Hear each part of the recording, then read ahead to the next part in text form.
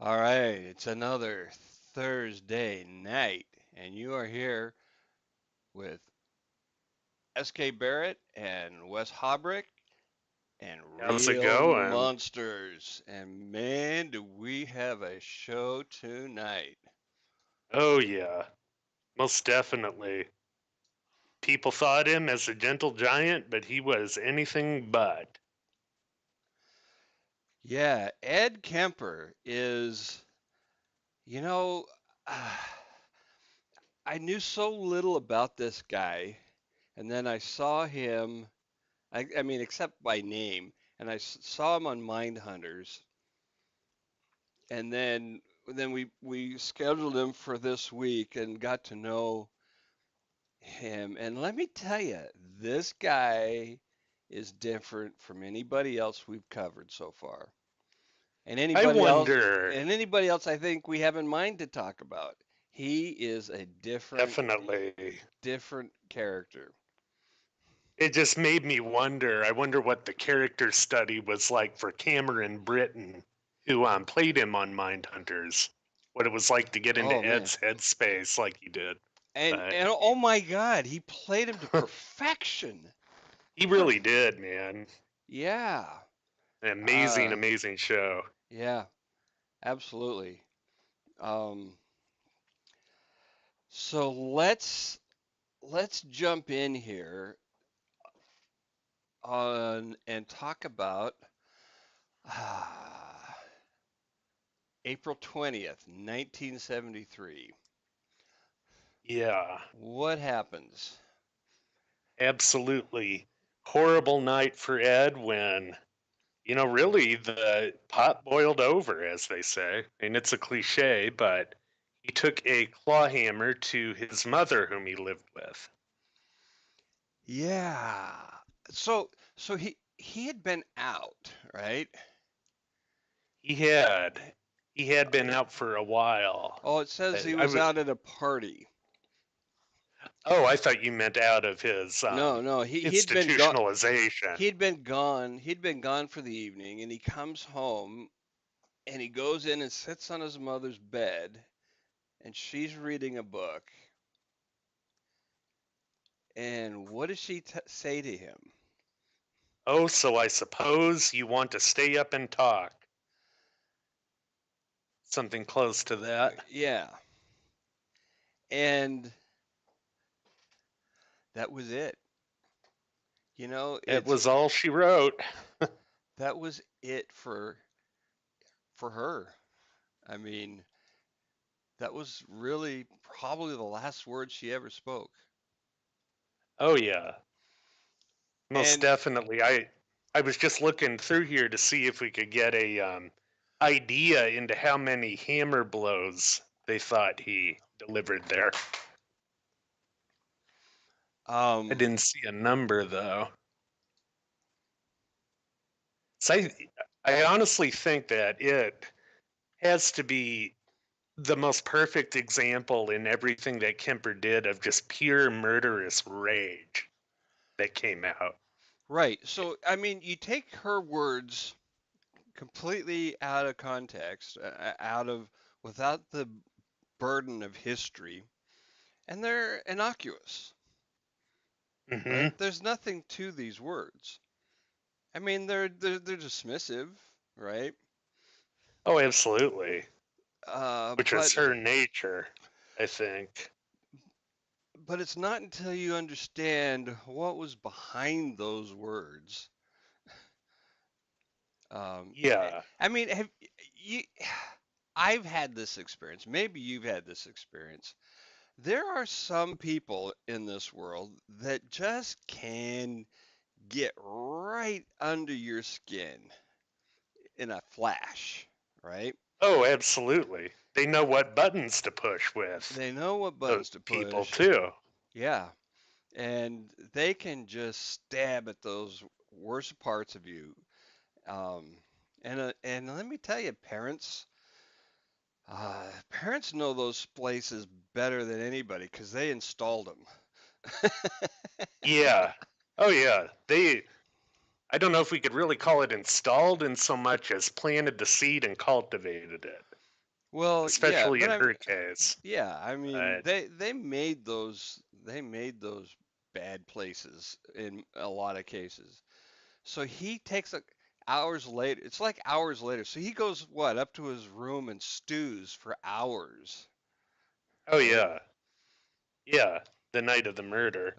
Yeah, Um and then he comes down and he uh, hits her with a claw hammer several times. yeah. I'm gonna be curious until I get an idea of the number, how It it many was it was a, blows there were. it was at least two. Well, and to give people an idea of what happened after that too, one of the next things he did to his mother's corpse was decapitate her. Yeah, And upon doing that, he literally took her head and put it up on the mantle above the fireplace in the house that they both lived in. And he just shouted at it and unloaded on that thing for, he vented hours afterward. he cut out her vocal cords and tried to grind them up in the garbage disposal. Her tongue, too. Yeah, Hmm. no symbolism there at all. Oh, absolutely. But man, the pure anger there. 'Cause that was, let's see, 73. He would have been 25 when he killed his mother, Kemper. He was 25?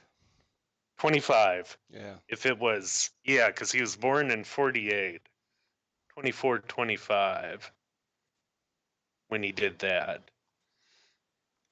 Oh, And then yeah. He also fucked his mhm. mother's face. He, Oh, yeah. he had sex with his mother's mouth. Yeah. While after she was decapitated. Yeah. Uh, So, yeah. So much. So much there. yeah. But, and there's so much history that goes back to there when he was a kid. Do we want to move on to that yet? Say that again. Oh, I was just thinking about the history that led up to that murder, the matricide that Kemper All right, let's committed. let's do that. So he was born in 1948 in California, and I guess his dad was absent. Might be a bit of a generous way to say it, but Well, he was raised mostly by his mother. Him and his two sisters, one older than they him and one they younger. div the parents divorced, right? Hmm. And but not like he wasn't like a baby when that happened. No, I think he might have been 6 or 7, Yeah. roughly. He was old enough to remember him, the father. Yeah, but his mother had what could only really be described as a psychotic hatred for men. Um, and to show this probably in the best way you can from their history, she would force Ed to sleep in their basement and Yeah. lock the door because she thought that he would sexually assault his sisters.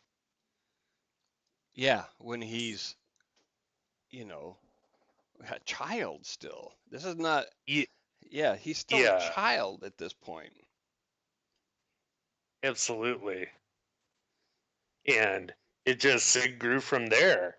I mean, And he this is heard, for and most of his life that you're nothing, you're shit. You're not unlike Ed Gein, really. yeah, What Ed Gein would have heard from Augusta, that you're a man, therefore you're evil, exactly. and you're worth nothing. Not to, Well, and yeah, inculcate sympathy here, but it's I a sad situation. no, I think there is room for sympathy in this case. I really do.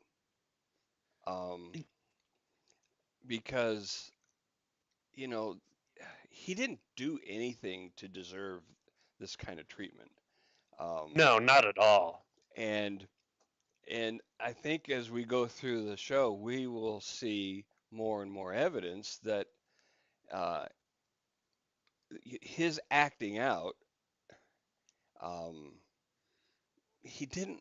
There's at least a part of him that didn't want to do it, Yeah, and like we were talking about off air, this whole thing appears to be sort of a man at odds with himself, a man fighting impulse. yeah. But remember that as a child growing up, you learn your worth from looking into your parents' eyes and seeing it reflected back to you. That's what my doctor told me. And Mm, when your worth in this case, in Ed's case, is that you're not just worthless, you are evil by your mm-hmm. nature. Your very existence is um, um, Is corrupted, is is, corrupted, and yeah, you're going to do bad things, and you're going y- to do bad things to women. That's what she taught him. That's what she yeah. said to him. That's what she And proved to then him every night when she locked him in that dirt floored basement. with the rats scurrying around, and Yeah, that's what's so sad here is that it became a self-fulfilled prophecy when you look at Kemper's whole history, absolutely. You know, I which, to give a very innocent, innocuous example from when my kids were little. Um, my it, I kids they like to climb, they like to explore. That's what little kids do, right? oh, A- absolutely. And it drove me nuts when my parents or my in-laws would tell my girls, get down from there, you're going to fall. I was like, why would you tell Hmm. them that? Why the fuck? Why would you tell them that they're going to fall? Why not say something like, you know, be careful. Let me show you how to. I was always saying, all right, you're gonna go up there. Let me show you how to get down. Oh yeah. um, but don't plant in their heads that they're going to fall, because that will Hmm. cause it to happen. Oh, absolutely. And that was such a Most tiny, and definitely. that's such a tiny little innocent thing by comparison. Oh yeah. Um, You know, go getting ahead. into really the biggest part of what put Ed on this trajectory of murdering 6 women after, um, really the first big murders that he committed were his grandparents when Yeah, he was 15. how did he end up there? He went and tried to track down his father, Okay, was the way that I took it. And I right, think it was right. Los Angeles was where his dad was. And his dad basically said, I don't want anything to do with you. So he left and he was shipped off to his paternal grandparents, I thought it where was apparently, I thought it was his maternal no, it was paternal. Um, and because that's where, yeah, I just assumed I must have misheard it because they were just like his mother in the way they right. treated him. Well, the grandmother was. The grandmother was just like his bitch of a mother. And so Ed ends up taking his 22 hunting rifle that he used on the farm and blows her brains out. And what was really weird about this was the Yes. second part. He decides to shoot his grandfather to save his grandfather the heartache of finding his wife dead. That's literally the reason that Kemper gave for doing that. Yeah. So I that is really bizarre, but you know what that shows? I mean, if we're gonna go ahead and take his word for it, and why not, right? He would Yeah. have no reason to lie about that. Oh, I agree. Yeah. Um, he had some level of empathy still. I think so. He really did. I mean, twisted as it might be in how he was dealing with it, It right? was empathy nonetheless. It was a kind of empathy. It's like poor grandpa, he's going to be devastated that I killed his wife. Uh-huh. So You let's just know, save him from that. one thing that I was wondering about this too, there was only one source I saw that mentioned this. His grandfather had Alzheimer's. I'm wondering if that didn't somehow calculate in, if Oh, young Ed knew that. yeah, people didn't really know what Alzheimer's was then. Yeah, that's true. That would have been what, 1964? Oh yeah. So, but at any rate, after those initial murders, he is tried and he is put in the Atascadero Mental Hospital in California until he is 21. And basically, he was affable inside. Ed Kemper is a very affable guy when you listen to him talk. The guy's Absolutely. intelligent, very pro-social. All of the men who interacted with him, including police, they kind of liked him. Yeah, they really did. I mean, they enjoyed talking to him. And And he's one smart. thing that, And he's a oh smart man. yeah, Let's not forget that. He had a way above average IQ. 145. Yeah. Yep. Yeah. Although I saw another one that said 136, but still, it's And the same. still, Yeah, that's a good it's genius 40%. That's territory. a good 40% above average. And Absolutely. and by the way, the IQ scale is more logarithmic than linear. Hmm. So, you know, uh, meaning that 120 is more than um, 10 points above 110. Oh yeah. No, definitely. And when he was in Atascadero, he was tasked with a lot of responsibilities there for an inmate.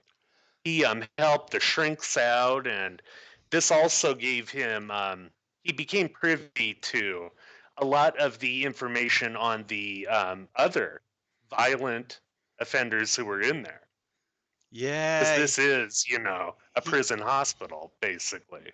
he studied their mistakes. He did. He learned a lot about uh, police procedures and where the weaknesses in investigations are uh, from the other inmates' files, but also from TV. Oh yeah. Yeah, he would say that quite a bit, that was one of my other big teachers was television. In fact, it was television that kept him from doing things like going to the memorial services of the co-eds he would kill. He Yeah, would see, killers making that mistake on TV and he avoided it.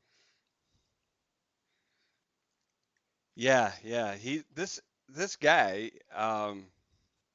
you know, if he had wanted to keep going, and that's a foreshadow.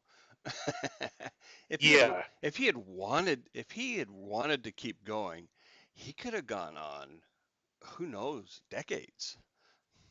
Oh, I think so. And that is He was smart enough to avoid detection uh, for that mhm. long. I Oh, really do yeah. too. And one thing that we should also mention here that I don't think we've said yet, the guy was 6'9" and he weighed 285 pounds. Yeah, yeah. Yeah. So he's a giant. But He stood out, and nobody was gonna overpower him.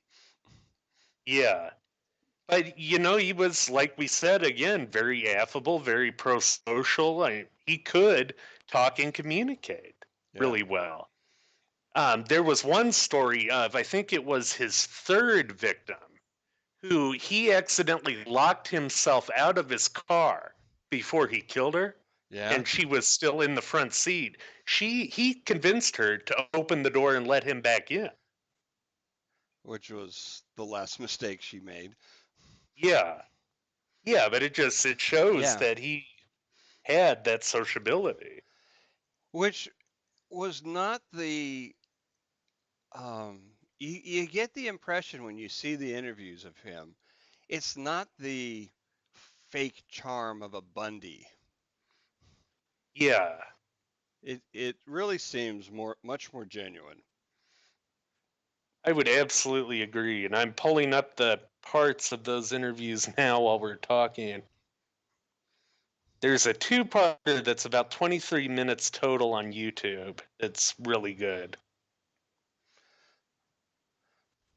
So what happens after he gets out of jail? He is put back in with his mother in a apartment in Santa Cruz, Okay. which it went against the doctor's orders, by the way. They did not want him living with his mother. Oh, really? Yep. Well, they would I have don't. heard the stories, of course. Oh yeah, yeah. The shrinks and the therapists definitely would. I'm not, and honestly, I'm not sure how he got back into that house. Why it was that he went there when that was bold faced against their orders. But it's also important to stress there that when he left Atascadero, he was largely viewed as being cured. Hmm. Here's a But here, in here's a quote from the probation psychiatrist. He says, if I were to see this patient without having any history available or getting any history from him, I would think that we're dealing with a very well-adjusted young man who had initiative, intelligence, and who was free of any psychiatric illnesses. mhm, that seemed to be the consensus at the hospital when he left, Yeah. which that was age 21 when he left. Oops, crap! I just copied the wrong thing. This is what I'm dropping in the chat now is part one of a 1984 interview with Ed. So he would have been 44. Hmm. He still looks really young in those. Yeah, most of the pics that I got were of him in his younger days. Well, but I mean in the interviews. Oh, uh-huh. Yeah, yeah, he does look pretty young in that one. So he goes back home. His mother works for the uh, University of California, Santa Cruz, and Mm-hmm. he moves in with her, and things go just great, right? Well, nope. That cauldron continues to bubble as she pushes his buttons and calls him a good for nothing. Um, so we have that, and then we also have. It's important also to know that UC Santa Cruz was only recently established too. Mm, 1965 is when it okay. was established. So it So, had been around for roughly 4 years when Kemper returned home. And this whole idea of the hitchhiker yeah. was also coming in from San Francisco at the time. That was also a fairly new thing to go with the Summer of Love and hippies hitchhiking everywhere. So people were getting adjusted to it, and Hitch they say that life there was free and easy. Well, hitchhiking was a common thing in those days. I remember it very clearly. I've done it myself as a Oh teenager. yeah, Uh, you yeah, know, but oh yeah, but that's the thing, is that it only started becoming common yeah, around this time, where it kind of wormed its way into the cultural consciousness yeah, because of people doing it in places like Berkeley and San Francisco. and it was not unheard of for people to hitchhike cross country. I, Oh you yeah, know, I know people who did. So the hitchhiking thing became, yeah, he noticed. yeah, He noticed all the and girl hitchhikers. and that was the main area where he would hunt. Would be the hitchhikers. Yeah. He had an interesting method that he would use through much of that, or through the beginning of it, to help them, to basically keep them in the car, keep them from escaping. He would act like their door was still open when they would get in. So he would reach over. I mean, again, this is a big guy with a Mm, huge wingspan for his right. arms. Right. He would act like he was closing the door, but what he would do is drop chapstick in the track of the door, to where once you get it closed, you're not opening it from that side again So, until you remove the chapstick. oh, interesting. Oh, he Yeah, he jammed the handle. basically. Yeah. Huh. Fascinating. Not unlike, the other little quirks like that the other killers have, like Bundy using a broken arm Right. to lure him.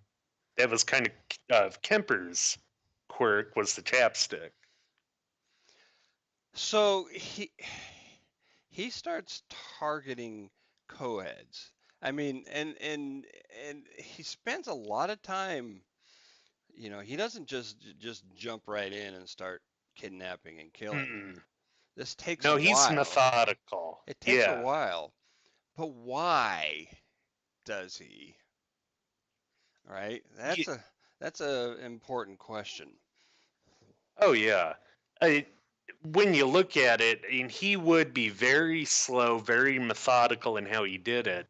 And I think it wasn't just for practical considerations that he would go out and test himself on certain things, but it was also testing how far he could go without giving into the temptation to kill. It was sort of testing his mettle, if you were. Um, right.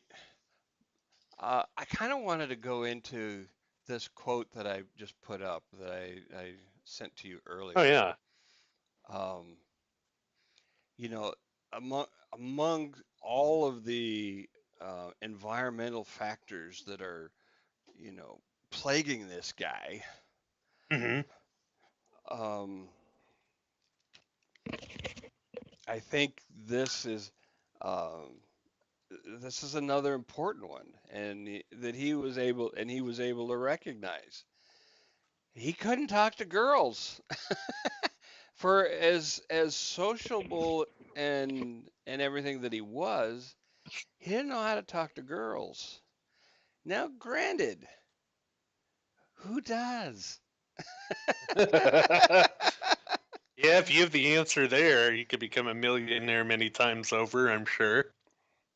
um, well, I mean, as a young man, you don't know how to talk to girls, not the ones that you're interested in, right? You can know how Hmm. to talk to your sister, right? Oh, sure. But that's Yeah, not there's the always that same degree of thing. awkwardness. It's Yeah. not the same thing because there's this whole fear of rejection thing going on. And you Hmm. don't you don't have to even be told to, but there's a, yeah, if you want to start up a, even explore the possibilities, if you even want to take the first step down the road towards a potential romantic relationship with a girl, That's a different way of talking. Yeah, I mean, it definitely is. And Although, nobody, honest, there's oh, nobody go that ahead. nobody teaches you how to do that shit.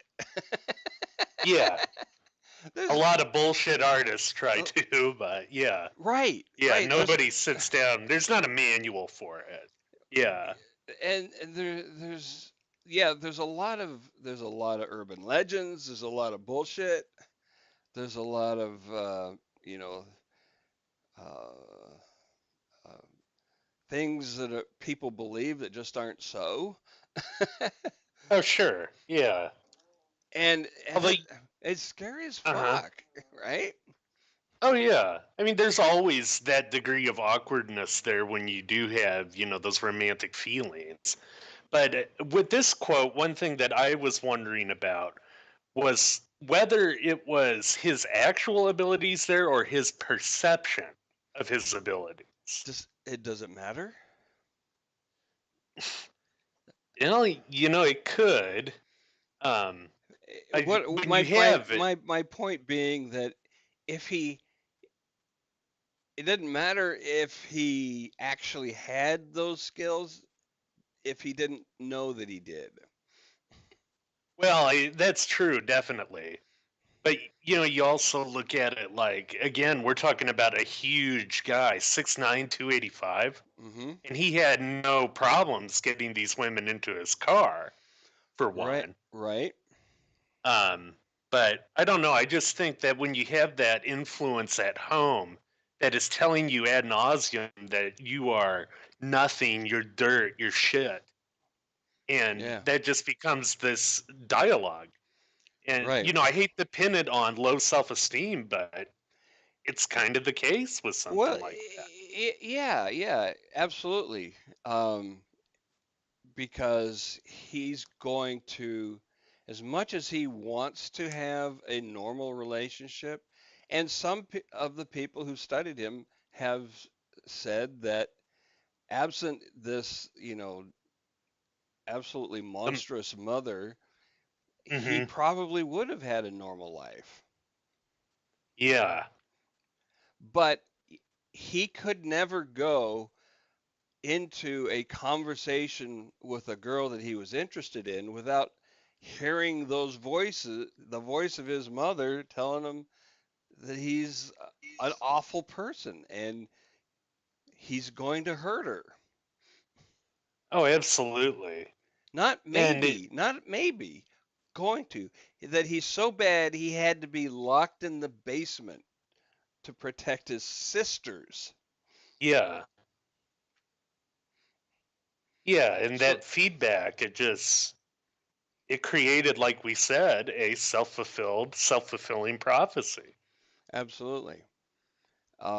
And you know, if he had had somebody, you know, close to him that he could have talked to, who could have said, Look, Ed, you are talking to girls, Yeah, right? yeah, You're somebody to just point look, that out to him. you pull over. You're this, you know, cave troll of a guy. I mean, you're that big. You barely fit in Yeah. your car, and yet you can pull up to a hitchhiking girl and talk her into the car. You are communicating with them. Oh yeah. I mean, hell, you could talk them into unlocking the door for you when they know that you are violent at some level. Yeah. I mean, I mean, so you're right. He had skills that he didn't appreciate yeah. in that arena. And I mean, if you look at a lot of these interviews, like the one that I posted in the chat, Kemper does basically come out and say that in talking to his mother, the deaths of these six women are laid at your feet. You caused that. You put me on that trajectory. Which, in a sense, I think he's right. He is definitely right about that, although I do believe Absolutely. in individual choice as well. But you can become so damaged that I think in some ways your choices do become limited, or Yeah. they become warped, maybe is a better way to put it. Um, your perception of your choices, maybe is another way to look at it. That, Hmm. um, I mean, everybody's probably experienced this, right? Like Oh yeah. somebody standing on the outside go, you know, why are you struggling with this thing, whatever it is? That should be a snap for you because you have these abilities, and you in the moment are like, what fucking abilities? I don't know about any abilities. I have no choices here. Sure. Um, And that does get back to, I don't know if it was a Tascadero or before a Tascadero, when Kemper actually did have a diagnosis of paranoid schizophrenia yeah, put on him. that doesn't seem accurate though to me. Yeah, it really doesn't. I'm wondering if that might have been, say, the 1950s definition Yeah, of it because there's no versus the more evidence. evolved ones. There's no evidence of him hallucinating. Um, Hmm. for example, No evidence of a thought disorder at all right? that I could see. But, and when I think of paranoid schizophrenia in this realm, I always think of Ed Gein, Yeah. who Oh I'm yeah. pretty sure did have it. Whoa. Yeah. Yeah, that was a character. Interesting, both those guys having their mother issues, and Right. both of them having that label laid at their feet. But And one of the problems I have to bring this up. One of the problems in our society is, of course, it's been a historical issue throughout ever that, hmm men aren't supposed to, you know, they're not supposed to talk about their feelings. They're not supposed to be hmm feelings in a lot of senses. And sure. and so for him to have, this extent of a difficulty with his mother is not something you can complain about to anybody, because then you're just Mm-mm. whining about your mommy. Oh, your mommy was mean to you. Oh, poor baby, right? Oh, absolutely. And on top of it, the simple fact that you're talking about a guy who really didn't have any friends or any Right. relatives he could talk to. I'm In just fact, saying, I think that. even if he did, what I'm saying is, it would be completely unacceptable, and he would get no sympathy to complain Mhm. about how his mother treated him. Oh, sure. It definitely. And I think the closest thing that Kemper ever really had to friends throughout this The were the cops. people at the jury room. Yeah, the At the jury cops that room he too. hung out with. The jury room was Cop bar a that cop he would bar. frequent. Yeah, he hung out there, and he knew a lot of the guys who investigated him, and he were kind of his buddies at the drinking buddies at the cop bar. Yep. They called him, and he really was a police groupie. Right. He would hang out, he would drink with them, they would talk, and of course he would get tidbits about what they're understanding with the co-ed killer cases. And in that, he very much fits the sort of, it's almost cliche by now, how serial killers are attracted to cops. Yeah. Kemper fit that to a T. Bundy wasn't so much though. Ridgway was not either. Mm-mm. But many of them are. Yeah. Yep, and see, I think it. Oh, did you put the picture in that I sent of the jury room? Yeah. It's in. Um, Okay. yeah. It'll come up here, and I'll start this other slideshow. Yeah, it's still around as far as I know. At least the sign was there. But And that was his favorite spot, man. I my opinion here is that, and so one of the things that you learn from Ed himself is that he was, he had this idea in his head that he was going to start killing these girls, Hmm. and but he wasn't entirely sure he could go through with it. So he he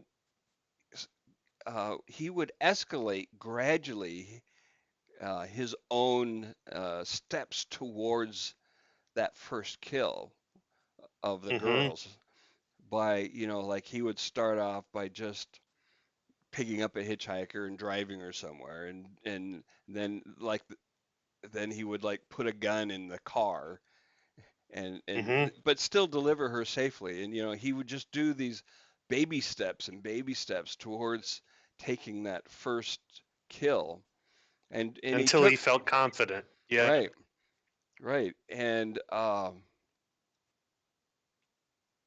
The which guy's very analytical in his approach, in absolutely. my opinion. Yeah. My point is that then all of these the steps towards the first kill and all of this the six women that he killed, six co-eds that he killed, I Hmm. think that was all one progression up to killing his mother. In other words, he had to practice, so to speak, on the co-eds before he could go through with killing, as he actually said, the one that I actually wanted to kill. Hmm. Oh, absolutely. And I also think with that, that it's sort of built up where he finally got so sick and tired of the cycle itself that he wanted to end it by killing his mother the way that he did. There is their house, their apartment. Yeah.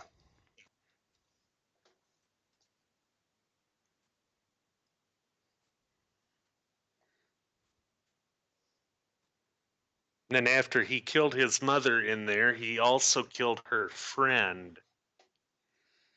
Yeah. Again, you could call it a sympathy killing, right? Hmm. Because he didn't want her to suffer from having his mother gone because they were Yeah, best friends. So another weird is just very similar to killing the grandfather. I think in this one it was very practical though too, because he was intensely worried that this friend would show Oh, up and and notice what he had done. right. But after that happens, he hops in his car, drives nonstop for 3 days, ends up in Pueblo, Colorado. Yeah. And then he makes a phone call, Hmm. and he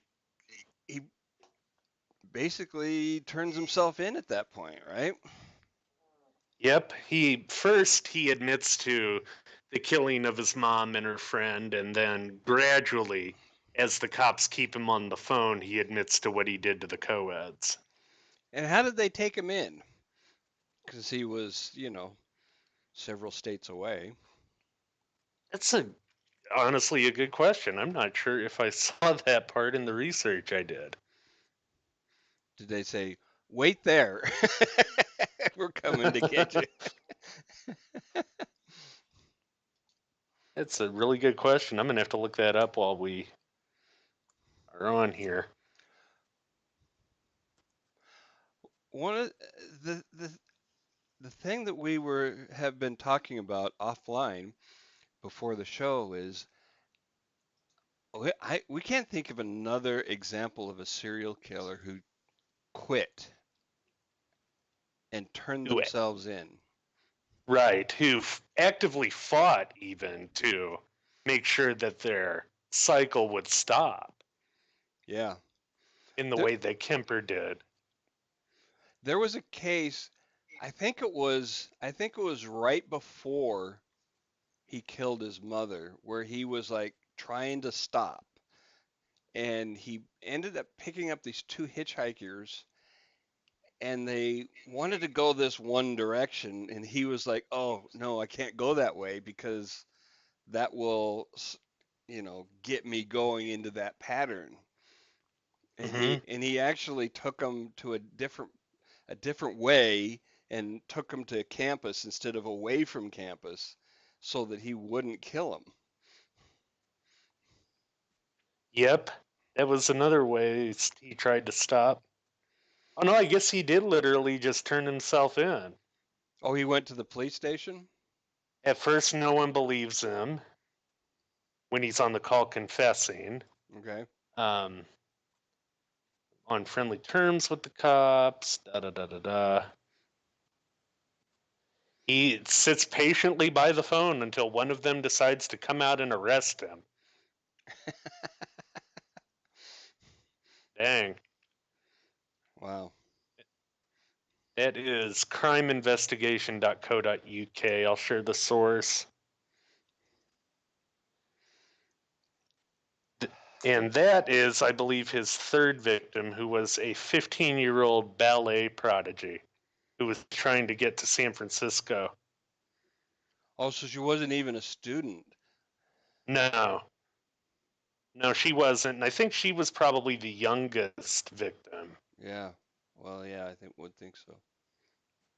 They ranged from about 15 to, I think, 23, 27 Hmm. in age. One of the investigators brought up a good point that I tried to make last time as well, and that is they said something to the effect that for the families of these victims, um, this the murder is never stops. It's never goes away. It's always Hmm. a factor in their minds all the time, forever.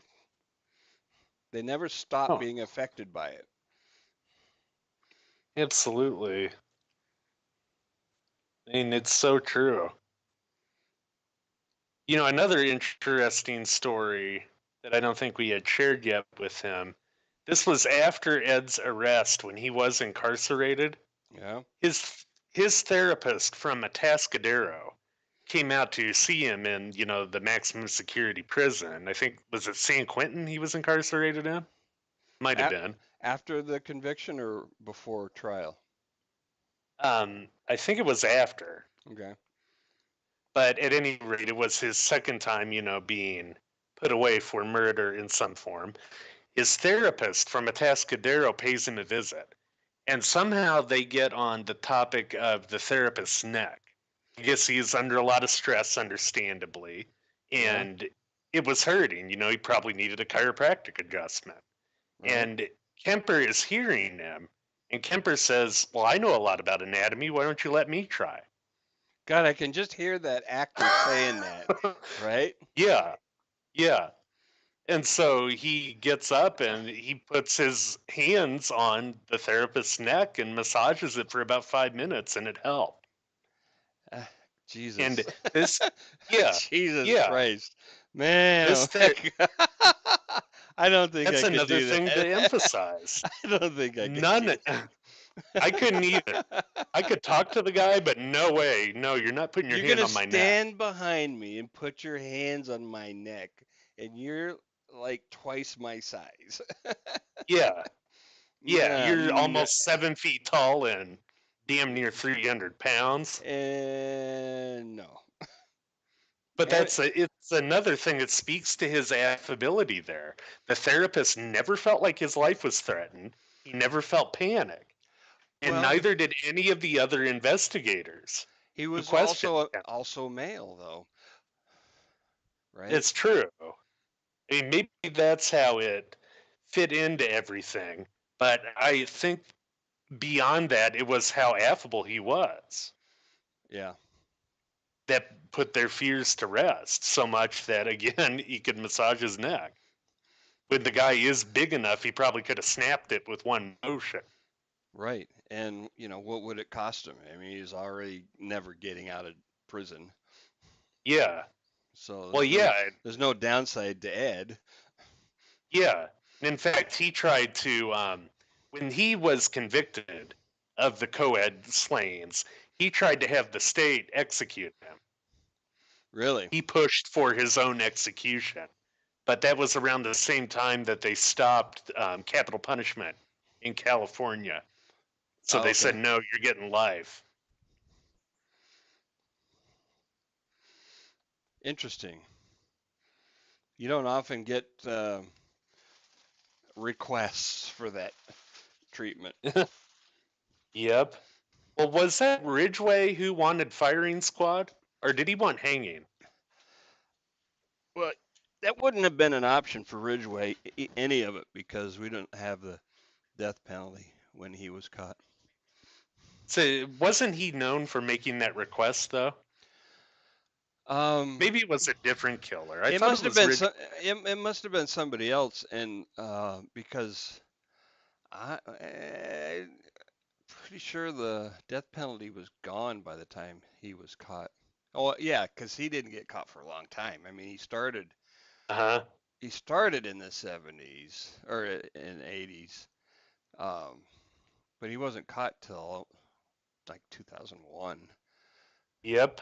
So I remember that. death penalty would definitely have been off the table.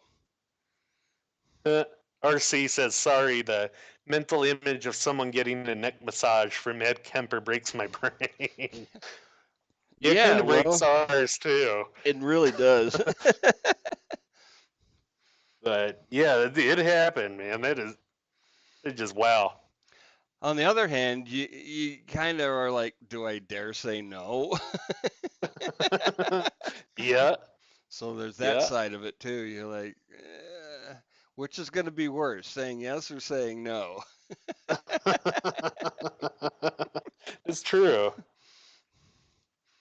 It Yeah. also begs the question, how was he out of any restraints?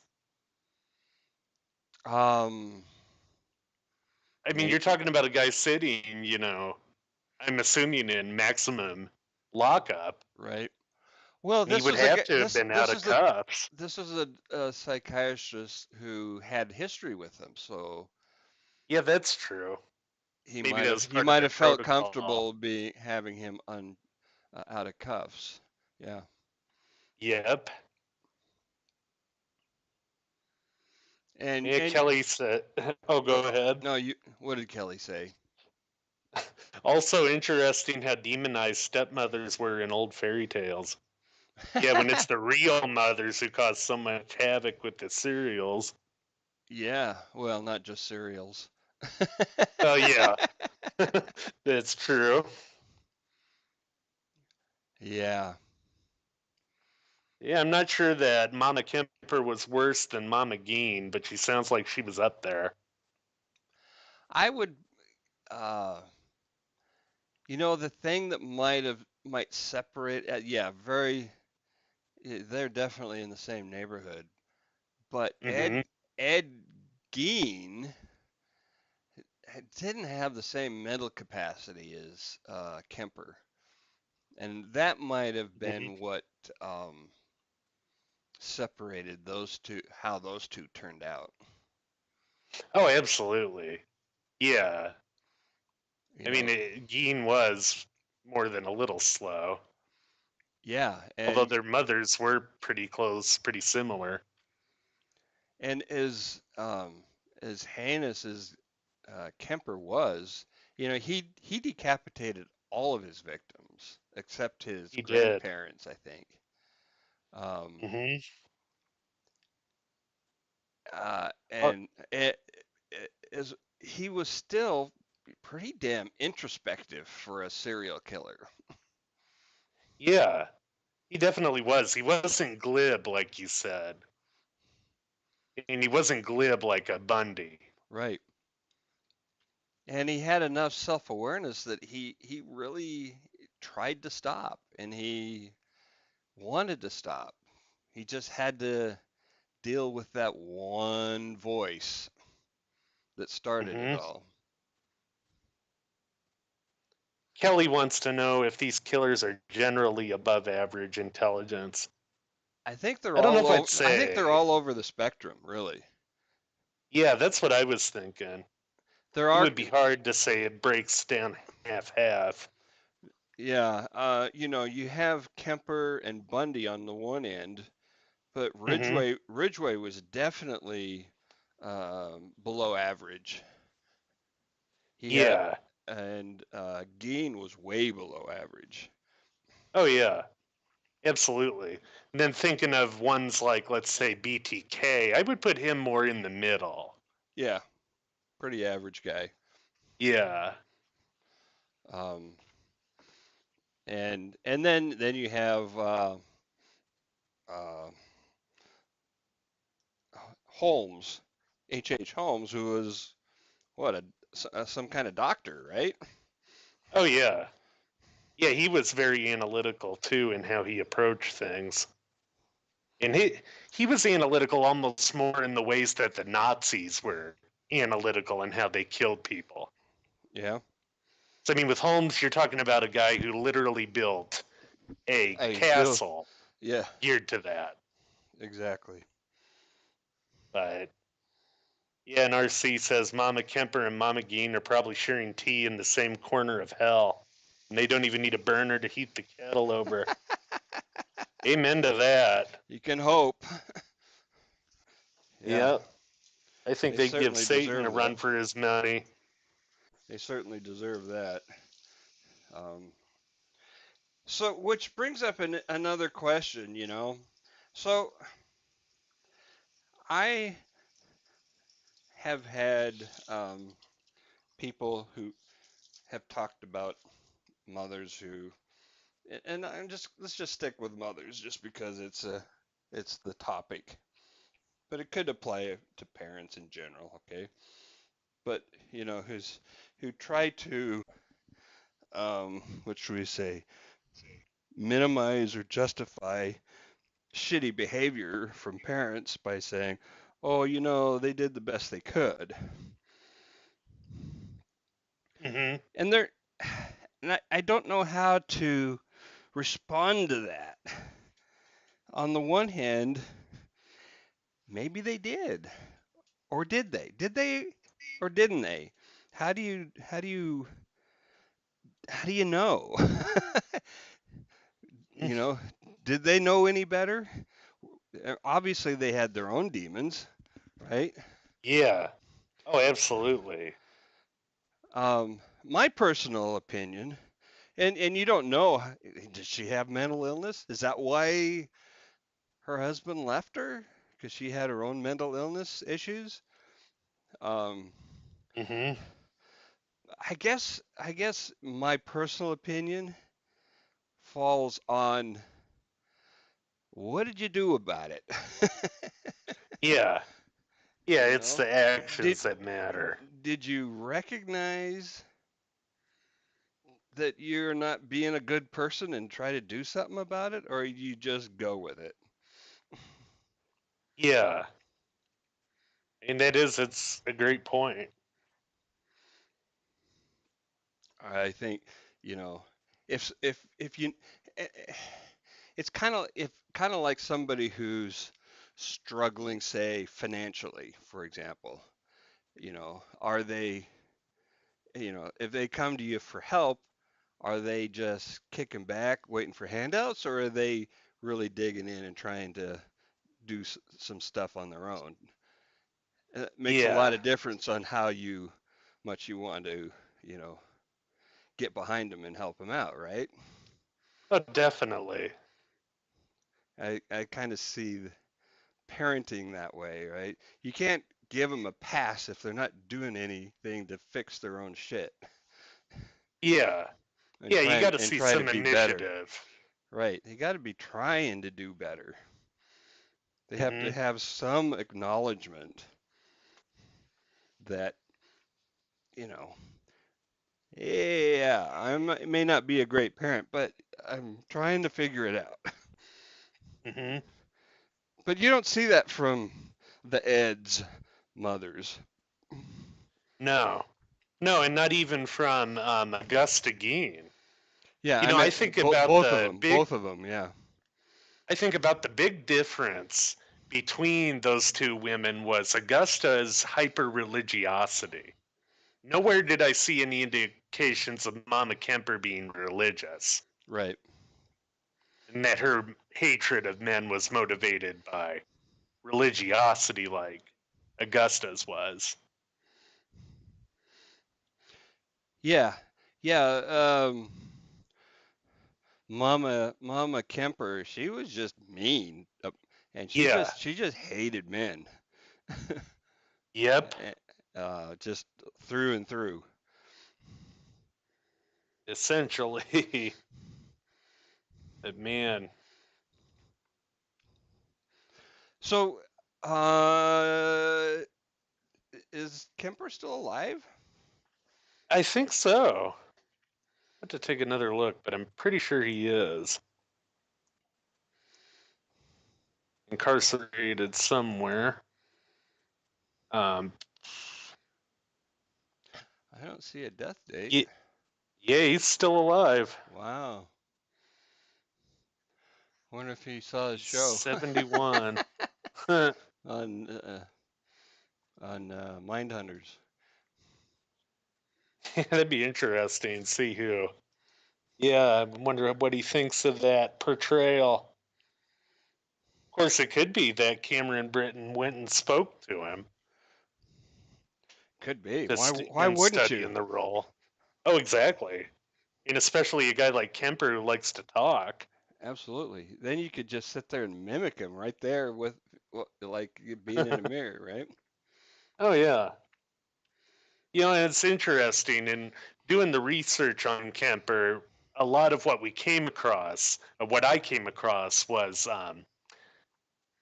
had to do with Bob Ressler, the FBI profiler, and John Douglas, because that was another big thing that Kemper contributed to was that individual study of serial killers in the Mm-hmm. early 70s that Mm-hmm. formed, the core of what the FBI's BAU, Behavioral Analysis Unit, does.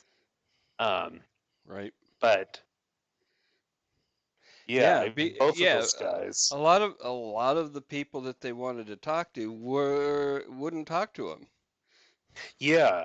Well, and in fact, Ressler said that from what he sees after having studied this phenomena and these people, they break down into two groups: the ones that don't want to talk at all about what they did, and then the ones that will talk your ear off Uh, about what they did. Not much in between. Yeah, Uh, yeah, really not a whole lot in between at all. yeah. Yeah. But I think, I out of all of the ones that we've covered so far, this is the only guy that I feel any sympathy for. mm-hmm. Um, I honestly, I think that had he been allowed a different environment to grow up in, that we'd never know his name. Yeah. Well, and I agree there, although I did feel, and I do feel, a modicum of sympathy for Geen too, because he was kind of in that boat as well. Yeah, You that's know, probably true. That's probably had he true. not grown up on the Madness Factory in Plainfield, he probably wouldn't be a killer either. Yeah. Yeah. But it just goes to show, man, what that kind of environment can do to a person. And in my view, it is also a very, very powerful argument against nature being the driving force with a lot of this. Yeah, there's definitely a um, physiological component to uh, psychopaths. Mm-hmm. One of which uh, current research shows that they have actually less brain mass in the empathy areas of the brain. They have Around literally, the amygdala, wasn't yeah, it? yeah, they Yeah. actually have less gray matter in that area. Um, Hmm. but again, that doesn't, being a sociopath doesn't make you even a criminal. Most aren't. Oh, Uh, exactly. and that's where nature comes in, nurture comes in. It's I think the a big part of it is nurture hitting the buttons that were there because yeah, of nature. right, Yeah, yeah. To where it brings out something that you're predisposed to. right. And in a lot of cases, it's serial murder and this kind of deviant sex. Yes, yeah. There's a lot of um, there's also one author that I read uh, uh, pointed out that there is, and it's not 100% of the time, but there's often also um, a head trauma that plays into serial killers.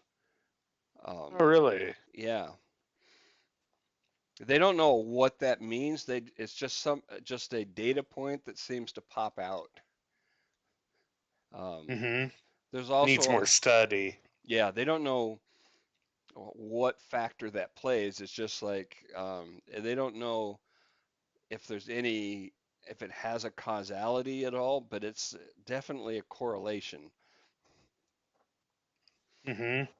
Yeah, And and that's probably going to take a while for them to get it. I mean, they're only now starting to understand the, like, let's say with football, head trauma right, in football. yeah, and definitely a lot of there's I just can't. Bundy might be the only case I can come up with off the top of my head where there is no evidence of abuse in his childhood. If I remember correctly, Dahmer was in essentially the same boat. Oh, is that right? I didn't think I didn't think he was abused either. He had a really relatively normal childhood. Um, Yeah. Um, and I'm wondering, trying to remember too with Dennis Rader, he might also be in that.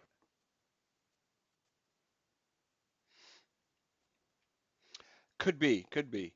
But there's oftentimes abuse is a environmental factor in, when you take into account that they have uh, the less empathy because of their brain structure, um, Hmm. and then possibly a head trauma, and throw in abuse. Um, that's a is even that is not a guaranteed recipe to come up with a serial killer, but those are important factors. Yeah, yeah, most definitely. The vast majority had this abuse as a factor. Hmm. Um, I actually found a university study. It's a bit old, but it looks at this question. I'm putting it in the chat. Radford University. It's a PDF. While you're doing that, Kelly says, basically, my question is this: why would nature create or permit a serial killer? And I have a theory on that, You actually. do. I do. We've And touched on it before, but yeah, definitely. Go I ahead. my theory is, and I asked that question myself. What does nature get out of it, right? That's kind of what Yeah, she's saying. what's the benefit? What's the Yeah. benefit the nature has? And my thinking um, and is that humans don't have there's no top level predator above humans, Hmm. and that serial killers, or not just serial killers, but sociopaths, because oftentimes they get into um, non-criminal ways of killing people, like police and war and that kind of thing. But Hmm. the role of the sociopath is to cull the herd. Hmm. Oh yeah. To That's my inject what an apex predator does where there isn't yeah, an apex predator. right. Yeah, that's my theory. And here is the abstract from that Radford University study. 50 serial killers who murdered for the primary goal of attaining sexual gratification, termed lust killers, were Hmm. studied to determine the prevalence of child abuse. Information regarding the childhood abuse sustained by each killer was obtained primarily from biographical books, newspaper articles, and online sites. Abuse was categorized into physical abuse, sexual abuse, psychological abuse, and neglect, and was then compared to societal norms from 2001. Abuse of all types, excluding neglect, was significantly higher in the serial killer population. For serial killers, the prevalence of physical abuse was 36%, sexual abuse was 26%, and psychological abuse was 50%.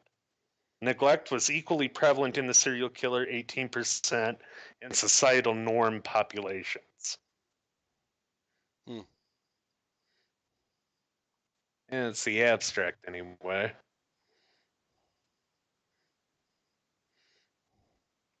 I would ask about that, how they were defining reliability in Yeah, things like online sites. yeah. That's if it's self-reporting, that's Yeah, always iffy. exactly. And then what their definition of societal norm was. Right. Yeah. Still, it's interesting. Hmm. Yeah, most definitely.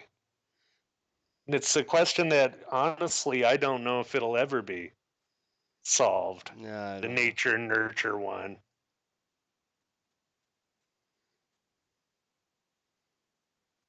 Do we ever actually put ourselves in the serial killer's shoes?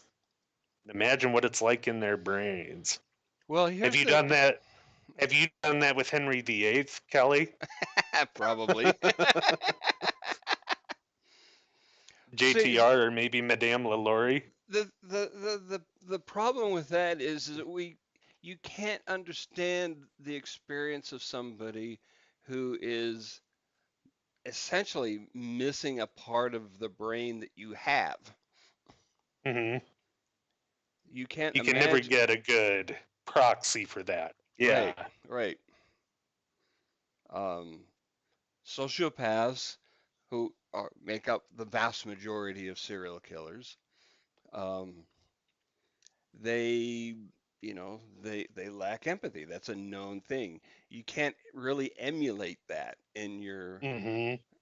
when you have it.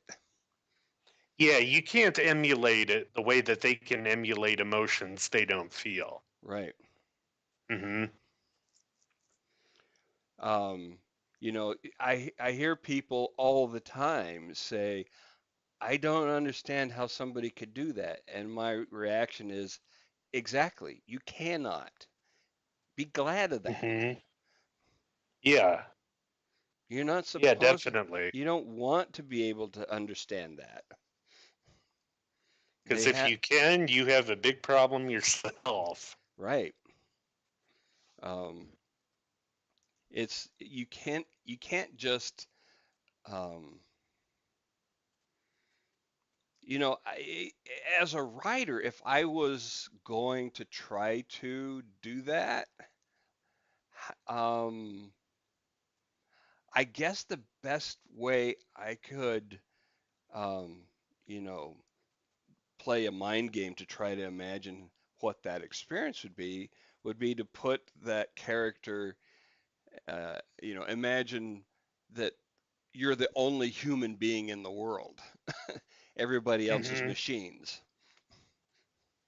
And Kelly says, I don't know. I think some horror writers can get a little closer than the normal person. You know, that very well could be as well because there's a lot of sociopaths in the general population who aren't violent. Absolutely. Yeah, And if they're sociopathic, sure they could get closer. well, they absolutely could because they understand what it's like to not have that those empathy feelings. Which, by the Right. way, sociopaths think that people who have empathy are crippled, They do. and that they're the healthy ones because they're not burdened with empathy.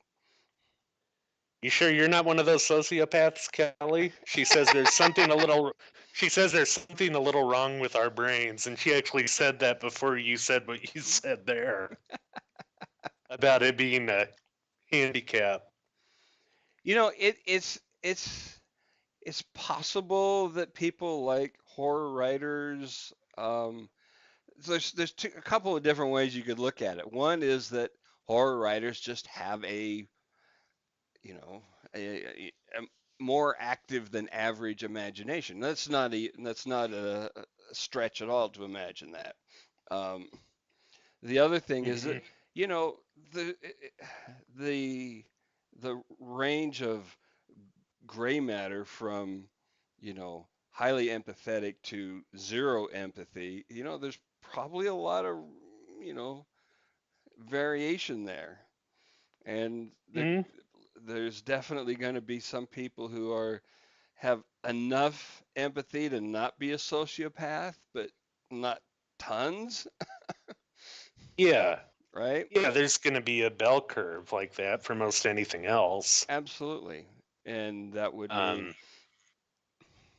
uh, you know, maybe that's what it takes to be a horror writer, is you have just a little bit less empathy. well, or maybe the horror writers compartmentalize it in a way that is both similar to and dissimilar to the Well, way that's the serial killers do it. right. And look at like BTK and how he compartmentalized his life I like would, that. to take that theme, I would actually say that it's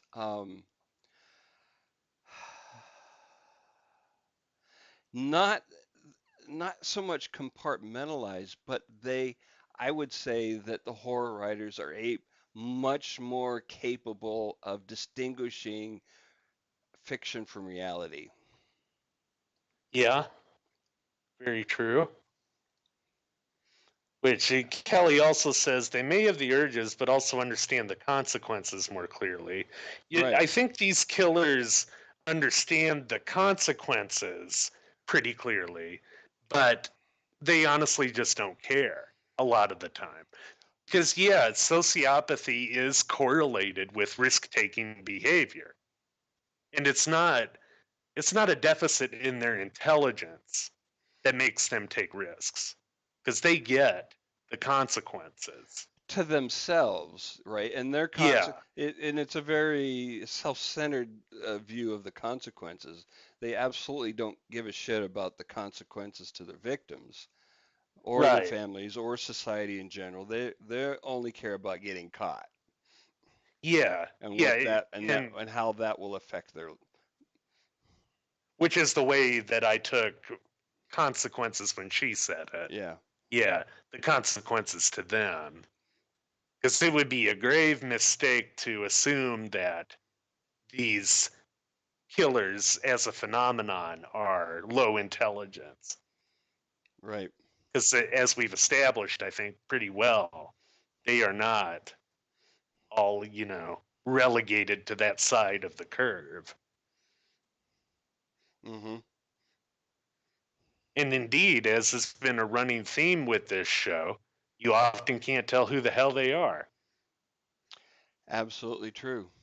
Absolutely true. And one of the things that I want to explore at some point, and we could touch on it here for a minute, and that's the role that intuition plays in our lives. And in the book Blink, the argument's made that what we call intuition is really subconscious processing of vast amounts of data that we are unaware Mm-hmm. of, and uh, that's presented to us as feelings, right? Mm-hmm. And um, and that intuition can be very useful, and it can be completely wrong. And it's Oh really, yeah. and it's, I don't know how to tell the difference. You know, you have, you Mm-hmm. have, you have, um, I did online dating for a while and dated lots of women, and they would get they would have intuition about whether, they wanted to go forward with a second date or beyond. Mm-hmm. Okay, you can't argue with that, but they Yeah. also never were able to find out if they're wrong. Mm-hmm. Oh yeah. At the same time, you have like the one prostitute in the Ridgeway case who told investigators she would never get uh, uh, killed by him because she would be able to tell if she was sitting in the Mm-hmm. car with him, and she was absolutely wrong about that. I'm gonna have to read that book again. It's been several years since I've read Gladwell's book, but that is a good one. Oh, Blink's fascinating. It's fantastic. I've Yeah. read it, and I think I've read Tipping Point too, but I'm gonna have to read them again. Yeah, Kelly also says if you believe every single detective and forensic show on TV, every killer is a super genius, always two steps ahead of the cops. Of Yeah. course, you have dramatic license that enters in there, but you Yeah. also have, and I think it's important to realize, a sort of bias with those shows. And that's because oftentimes you're getting police, actual police who work on it. And they're Yeah. going to want to minimize their fuck ups, for one. Right. And they're going to want to make themselves look better than they actually were. Well, they're supposed to be the heroes, which means they have to overcome a Right. a very capable antagonist. But Yeah. generally speaking, the idea of a criminal genius is pretty much urban legend. It's Oh, bogus. sure. It's bullshit. Most of them are idiots. Yeah. Yeah. I mean, I think the other problem there is when you get into too black and white thinking, when you're Hmm. looking at a problem like serial killers. Right. Not all of them are total morons, but not all of them are, evil Machiavellian geniuses who try to run their own little I corners of the world and keep their Yeah. slaves. Yeah, and there there was there I was going to say I've never heard of a case of, these like the Agatha Christie where the antagonist sets up this elaborate puzzle to be solved, right? Hmm. That shit doesn't happen Yeah, ever.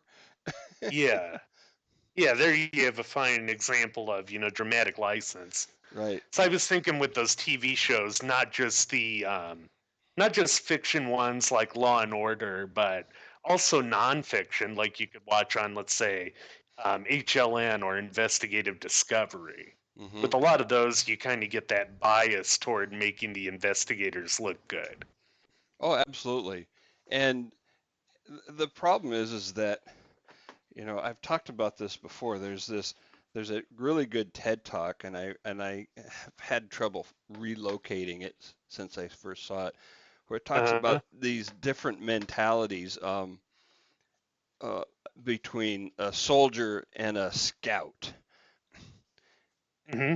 and um, how often um, police aren't the scouts. They should be the scouts. They're not the scouts. The scout is out there trying to find out information, and the Hmm.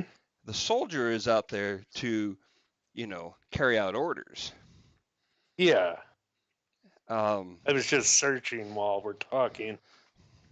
and and police who should be scouts are have more of a soldier mentality. Catch Hmm. somebody. That's their order. Catch Oh somebody. yeah. They're Oh not, yeah. you know, they don't have as much as you would hope the mentality of let's find the right person. Julia Galef, is that who gave it? I don't remember the name at all, but could be. Why scout mindset is crucial to good judgment. Yeah. I found it. Uh, Share that link And out. yeah, I was going to right now. Uh, yeah, it's fascinating. Um, you really would hope that police would have that more of that scout mindset because You know, and it, I mean, at least uh-huh. detectives, right? They're Yeah. supposed to detect. Yeah. I mean, you would hope, but this also doesn't say anything of myopia coming in Hmm. to it as well, which too often, happens. They get tunnel vision. Well, and everybody brings their personal biases to everything they do. I mean, Hmm. you just can't help that pretty much. Yeah. Um, but you try to, hopefully, um, be aware of those so that you can catch yourself. Um, it's the old, when you're a hammer, the whole world looks like a nail. Oh, yeah. Um, Definitely. yeah, people get tunnel vision. They have their prejudices and their biases, and uh, and then you have your urban legends and the mythologies and beliefs that you bring to bear on the thing. Um, Hmm. that they're gonna all those things are gonna affect you if especially if your predisposition is soldier mentality Hmm. because all you Yeah. need all you're just trying to carry out the orders and you're not as interested in finding out. Oh, yeah. And you also have, um, you have other factors that tie in there too, like funding and politics that can bring to bear Yeah. on investigations that are unique to, police as well that can cause myopia. But Right. You can get forced yeah, there's absolutely external pressures to things. Um, hmm. Definitely. And that's part of the whole um, yeah. It's not just there's soldier mentality all the way down, so to speak, Hmm. in a profession that should be scouts all the way down, in Yeah. my opinion. Oh, I agree wholeheartedly. All right. I think we're done here. Yeah, I think we kind of beat the crap out of Kemper. He deserved it. uh, The problem is that yeah, he's a likable guy. He really is. yeah, he Um, definitely is. you know, a lot of these guys, they're just like everything about him just creeps you out. Hmm. Oh And yeah. he's not. Kemper's not like that. He's. I think he is deserving of some degree of sympathy. I mean, and that's not to excuse what he did or minimize the suffering that he has caused. Hmm. No, I agree. I Uh, it, completely it agree it's there. an acknowledgement of the suffering that he also has been subject to. Hmm. And with Sadly, man, yeah, and with if he that, had a go ahead. One oh, one I more was just thing. gonna say if he had a normal childhood, Yeah. maybe this wouldn't have happened. But Absolutely true. one And more thing you had? no, you just got me thinking along those lines of, I was kind of thinking, if if he'd let his mother live and then said, gone, look what you made me do. But Mm-hmm. she wouldn't have taken any of that responsibility on herself. Oh no. Nope, not that kind of person. No, Mm-mm. not at all. All right. Thanks for joining us tonight. And Thank you. next week is May. Oh. You Yeah, know, we we are starting up with something special, aren't some we? we got specialness all up and down the month of May, celebrating women who kill. Yep. And Taking a look look, at the fairer sex. the gentler sex. I love that term. uh, It's so ironic. yep. Yep. All right. Good night, everybody. Good night.